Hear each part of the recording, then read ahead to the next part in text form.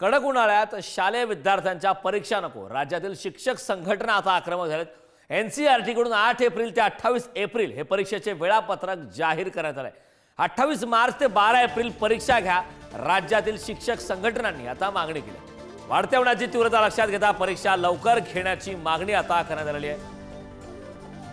राज्यातील सर्व शाळांमध्ये 1ली ते 9वीच्या विद्यार्थ्यांच्या परीक्षा या संदर्भात घेण्यासंदर्भात आता मागणी करण्यात आली। या संदर्भात ताजी अपडेट देण्यासाठी आपले प्रतिनिधी किरण ताजने आपल्या सोबत जोडलेले आहेत। किरण, महत्त्वाची मागणी आहे, कडक उन्हाळ्यात शालेय विद्यार्थ्यांच्या परीक्षा नको, त्या संदर्भात शिक्षक संघटना आक्रमक झाल्या, काय सविस्तर?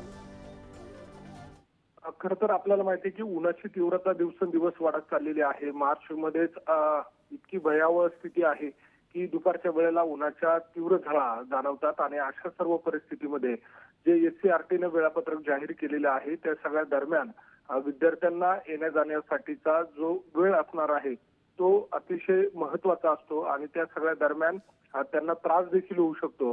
अशा सर्व परिस्थितीमध्ये 30 एप्रिल पर्यंत वार्षिक वर्ष मानलं जातं आणि अशा स्थितीमध्ये 15 दिवस वाया या निमित्तानं जातात। त्यामुळे या वेळापत्रकामध्ये बदल करावा अशा स्वरूपाची मागणी शिक्षक संघटनांनी केलेली आहे। ते विरोध दर्शवत आहे, थेट रस्त्यावर उतरून आंदोलन करण्याचा देखील इशारा देत आहे। त्यामुळे राज्य शासनाच्या माध्यमातून या वेळापत्रकामध्ये बदल केलं जातं का हे पाहणं महत्त्वाचं असणार आहे। मात्र एकूणच जर बघितलं तर उन्हाची तीव्रता वाढत चाललेली आहे आणि अशा परिस्थितीमध्ये जे वेळापत्रक जाहीर करण्यात आलेलं आहे त्यावरच आक्षेप नोंदवण्यात आलाय।